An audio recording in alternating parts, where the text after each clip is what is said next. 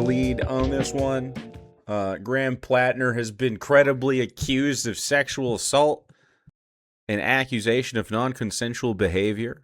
Running for office in Maine, which is sad to see because, man, this guy hasn't had any allegations otherwise come out at all, and there was no writing on the wall to see that this guy might be a little sussy. Since he's announced his situation to run, it has been like, oh, he's saying things that we should agree with, and then another allegation comes out. Oh, he's a mercenary. Oh, he really enjoyed his time being a mercenary. Oh, he has a Nazi tattoo. Oh, he doesn't really care that it was a Nazi tattoo or didn't even know. Allegations of impropriety with his wife and with other partners, alcoholism, anger issues.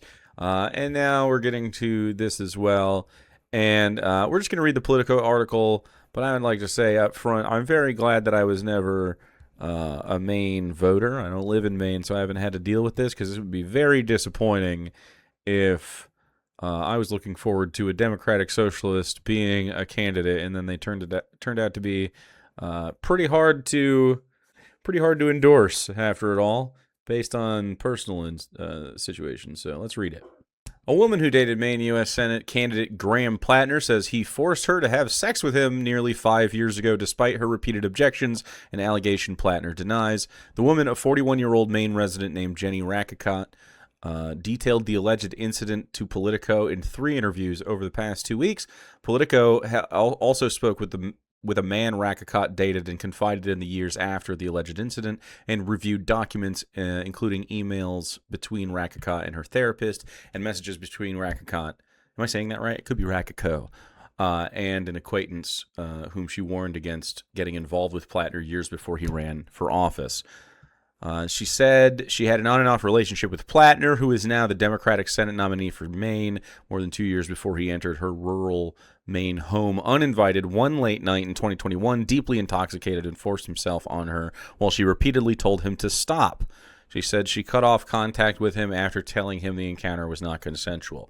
Now, obviously, already pretty severe allegations. Well, we're about to read the account of it, so if that's too much for you, you should not listen, probably. But, I mean, if you're interested in being informed, you should stay tuned. I remember him grabbing my pelvis and being really forceful of me, she said. I remember the specific moment where I thought to myself, like, this is no longer my choice. Platner denied the allegations. These allegations are troubling, serious, and false. Any accusations of non-consensual behavior is categorically untrue. We'll watch his reply in a little bit. He put out a 2-minute video. I'm going to read the article first, though. She said she previously described reckless and unsettling behavior by Platner to the New York Times, but said she didn't go public with that specific assault claim because she didn't want to be known as a rape victim. Rackicott said she later felt compelled to go public about her experience because the reaction to the Times story was dominated by controversy about another woman, Lindsay Fifield, who alleged Platner mistreated her and faced attacks because of her ties to the Republican Party. My part of the story was just a read over, Rackicott said in the interview, and the story was Lindsay and the accusations of her being politically motivated. Rackicott said she was torn over coming forward in part because she agrees with Platner politically. One of the reasons I didn't come forward sooner was the huge moral conflict I had between supporting his politics but not supporting him as a person. I just want the truth to be out there. I just want people to have the whole scope of who he is as a person. I mean, that sounds reasonable. It is a shame that the credible, like a credible accusation about him could be dismissed because of the political affiliation of the accuser. I do think partially that's a symptom of the times, but I also think it's it's kind of, I think knee-jerk, a lot of people look for a reason to dismiss this type of allegation. Like the idea is like denial initially. Like, well, how can we talk our way out of this? Well, she was Republican, so it doesn't quite count or something. In a statement, the Platner campaign reiterated his denial. We will watch his reply. They go through his background here. The Iraq and Afghanistan war veteran has linked some of his behavior to mental health struggles and alcohol abuse, but he says he's changed and has denied previous claims that he was abusive to women. This is on the heels of many other allegations mistreatment of women, particularly his partner. Rakicot told Politico she connected with Platner on the dating app Bumble in 2019 and had consensual relations with him prior to the night he allegedly assaulted her. That night in late 2021, she said she had exchanged text messages with him and told him not to come over, saying she wasn't in the mood for company. Later that evening, she realized when she heard a sound on the stairs that he had let himself into her house, which was unlocked. Platner came up the stairs, Rakicot said, to where she was on the couch. He got on top of her and kept grabbing her while she repeatedly told him to stop and that she wasn't interested. Rakicot said she smelled alcohol in his breath and believed he was almost blackout drunk because Platner ignored her protests and continued to grab her after knocking over an antique sewing kit, spilling small needles everywhere. I'd been telling him these words like, no, don't, she recalled. And then the look on his face and realizing what was happening, I just realized that, like, I'm in a situation where there is no consent here. Yeah, I mean, pretty fucking awful shit. They talk about where they talk about more of the non-consensual experience. She went to clean herself up. When she returned, Platner had fallen asleep. She contemplated waking him up, kicking him out.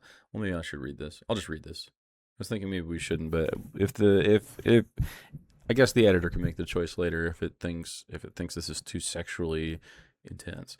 Rakicot said she tried to separate herself from Platner by telling him she couldn't be in that room anymore, after which he followed her to the bedroom and had sex with her against her will. She said he also ejaculated inside of her despite her telling him not to, as she was not using birth control at the time. So, I mean, just rape. This is just rape. She would clean herself up, and when we returned, Platner had fallen asleep. She contemplated waking him up and kicking him out, but worried he could hurt someone driving in the state he was in. The following morning, she said, Platner tried to put his arm around her, and she pushed him away. She said she asked him whether he remembered what had happened the previous night. According to Rakicot, Platner said he didn't remember. She said she told him to leave and never contact her again. She waited several weeks until she got her period to ensure she wasn't pregnant, then sent Platner a private message on Instagram saying that the encounter was not consensual and she did not want to hear from him ever again. Rakicot had no further contact with him after that. Rakicot said she later deleted all her text and social media correspondence with Platner as she tried to move on from the assault, and she said has not been able to recover the Instagram messages she sent to him about the incident. I think this is a part that people are going to try to be very particular about. I mean, I don't even need proof of these necessarily. The way that this is described has a lot of it rings true to his other behavior. You know, this seems consistent with some of the other reports that have come out. And there are other receipts besides that.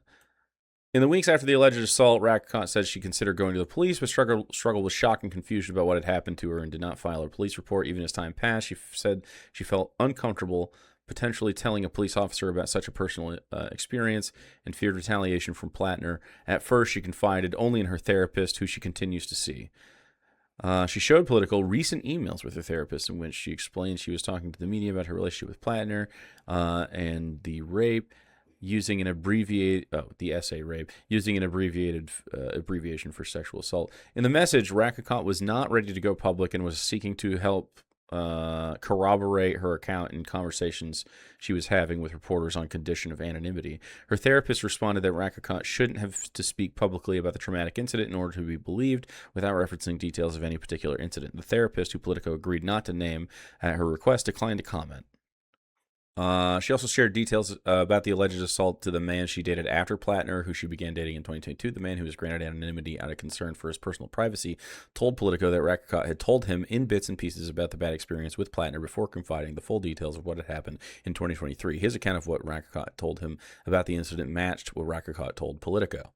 Okay. I mean, we're getting some other corroboration from several years ago before this campaign also, which is, you know, you would expect this to not be seeded so far ahead of the game if it was a fake thing, right? Like, typically when they look a little sussy, it's like all of this materialized in the last couple of weeks, and that's not really what we're seeing. And it seems like this has been an issue for her for a while, which, I mean, implies a reality to it.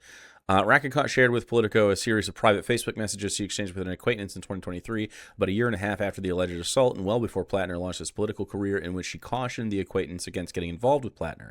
In messages, Rakicot said she had ended up in a bad situation with him. Here, I will read them. I saw your post about oysters the other day, and I feel morally obligated to warn you if you were anything more than just friends with Graham. But if you're not, then I'll just shut up for now and give you the scoop sometime.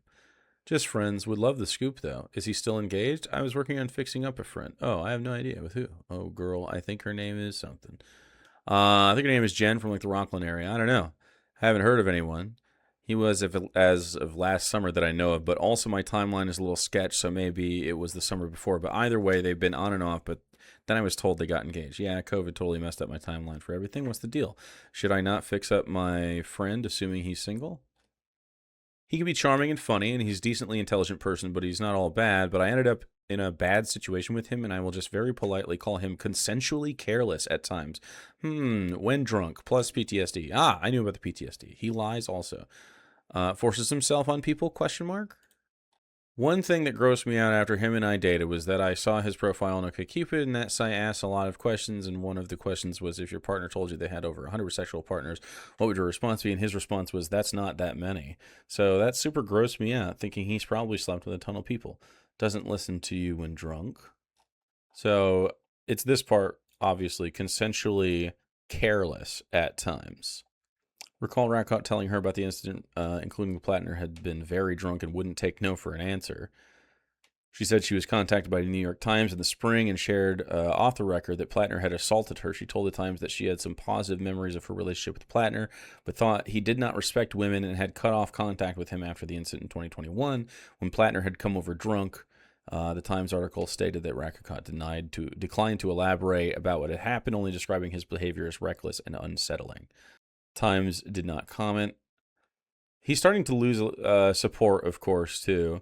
Cheyenne Hunt, a progressive Democratic lawyer who founded the nonprofit Reckoning Action, which launched earlier this year to fight misogyny. Hunt, who has endorsed Platner last fall but renounced her support for him after the Times article, previously supported women who came forward with assault allegations against former Rep. Eric Swalwell. Earlier this year, prompting him to drop out of the California gubernatorial primary and resign from Congress. NBC News previously reported that Hunt was working with multiple women who had past relationships with Platner. Hunt connected Politico to Rackott. Reckoning Action exists to confront misogyny in American life in all forms and manifestations, including of bad actors being elected to positions of power. We became aware of allegations before ever connecting with Jenny and have been in contact with multiple women with really troubling allegations, and it just became clear that this is someone who's not fit to hold public office. 2 minutes of Graham Platner's reply to this article. I wanted to directly address the troubling, serious, The audio is crazy. and false allegations against me. Any accusation of non-consensual behavior is categorically false. Over the last 10 months, I have been deeply humbled by the faith Mainers have put in me. You have welcomed me into your homes. Ooh, right into the politics. Okay. When you have to start a video with the allegations are not true, pretty tough day. Pretty weird to pivot right into the politics. Not crazy about the way that this is starting. Into your places of work, into your restaurants, into your houses of worship. Mm-hmm. You have shown that a different kind of politics, one that puts the interests of people over corporations, is not just possible, but is inevitable. Great. I agree with all of that, except for your personal conduct seems to be pretty bad. So we should move on from you and find someone better. This movement we have built, the largest volunteer base in the history of Maine politics, the hundreds of thousands of grassroots donors, and the supporters across the ideological spectrum, we were united in a love of Maine, a belief that our politics must change, and a focus on defeating Susan Collins. So, regardless of the inaccuracy of the reporting, but mindful of the political reality it will inflict, we are taking the time to reflect on the best path forward for the state that I love, the people that I love, the movement I belong to, and the goal of defeating Susan Collins. Yeah, I definitely think this guy should probably be dropping out at this point. Hassan, I guess, floated out Troy Jackson. President of the Maine State Senate should replace Graham Platner in the Maine Senate race. Troy Jackson was endorsed by Bernie Sanders and Maine DSA in his run for governor, but lost. Could be a good choice. I don't know Maine politicians. I'm locked in on the Michigan stuff right now.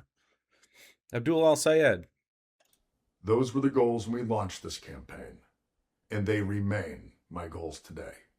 On June 9th, 154,058 Mainers, the most in primary history, voted to reject a broken politics beholden to Washington and the donor class.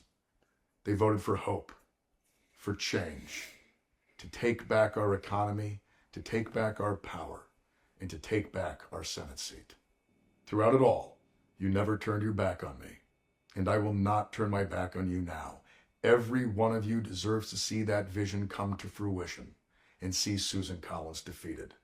And we will use every tool at our disposal to do so. Yeah, so this stopped being an apology immediately and was just really about the fuck Susan Collins stuff. As Maine goes, so goes the nation. As always, thank you. That was actually a really bad one. Why aren't we addressing anything? We kind of stopped here. It's just all false. It really wasn't an apology video. Not crazy about it. Emma's been a big Graham Platner stan since the beginning, but he has lost even her. So that's good. Here's her statement. Hey everybody, I just wanted to jump on here to address the serious, credible allegations against Graham Platner. This story is devastating. I believe the victim here. I think that Graham should drop out of the race. He has betrayed many, many supporters by not being forthright about this. I would include myself in that. I believed his campaign when they said that there was nothing new coming out. And it looks like an awful, awful accusation, an incredible one, has come out. Now, this movement has never been about one individual. Any candidate that takes up the mantle here should share Graham's belief or the campaign's belief in ending complicity in the genocide in Gaza, Medicare for all, taxing billionaires, and more. But obviously, this is a devastating development, and we'll be talking about it more on the Majority Report tomorrow. The signs were there. I think this has been the Majority Report's like pretty much biggest fumble during this situation. It makes someone like AOC, who refused to endorse, look pretty smart. Look like she's playing chess out there while everybody else sort of is a couple moves behind. I mean, I'm not willing to cram a guy in there just because he believes the same things I do politically, if he's an abhorrent human. And I mean, there's lots of points into that this person seems very suspiciously abhorrent. I think there might be bad things brewing here. So I'm willing to distance myself. And if in 20 years we see Graham Platner again, and he's been living a life that isn't full of shit, maybe he can run for like a local thing or something. He could show up to the city council meeting, I guess. But I mean, if this is true and they should probably investigate it, then wow, buddy. So we have good take by Abdul Al Sayed, who is running for Senate in Michigan, and you should vote for him if you can. Credible allegations of sexual assault cannot be ignored. Voters in Maine deserve a choice for U.S. Senate that doesn't force them to make a moral compromise between sexual violence or corporate servitude. Damn, what a great statement. Excellent statement. But then the person running against him, Haley Stevens.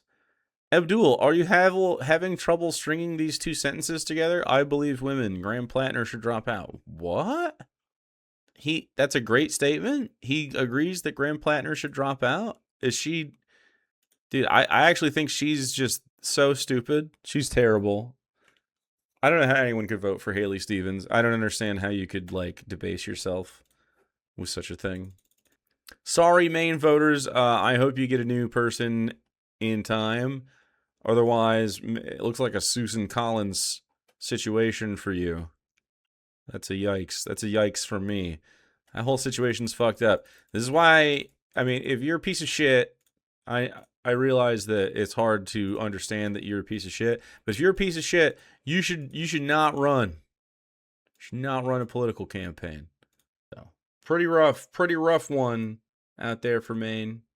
She is like an SNL character. Haley Stevens? Dude, she has a crazy voice. Have you guys ever heard Haley Stevens talk? Haley Stevens, holy shit. I'll give you a video. This lady. Talking to folks. Guys, we're talking to Michigan. We're going to talk to some Michiganders, okay? Here's a Haley Stevens ad. It's so great to see all of you, dear friends, people who have worked tough races in Michigan for a long time. Today is a great day to knock some doors. Yeah! Part of what you're all doing here today is you're engaging in the best of democracy. You're engaging Dude, there's nothing being said here. People in the system that matters to them. You are involving yourself, and that's all you should do. It's just be involved. Doesn't really matter how. You're engaging your neighbors in the right to vote. You all know why I am putting up my hand. Because AIPAC has paid me $1.5 million to do so. For Michigan in this moment. The abuses of power, the chaos, the out of bounds of constitutional order that is occurring. It is coming after not only our rights and our freedoms, but also our pocketbooks. It is very serious. We have a billionaire class that is governing for their class, and they are saying all of us need to pay for it. We need somebody who's going. Yeah, so, I mean, on the topic of billionaires, I'm going to vote for the anti-corporate person. What about Israel? Anything on that? Going to articulate exactly what we need and then get it done for us. And I think you all know who that is. It's not me, but it might. I'm trying. Everybody, it's about the future of Michigan. Wow. Free Palestine! True.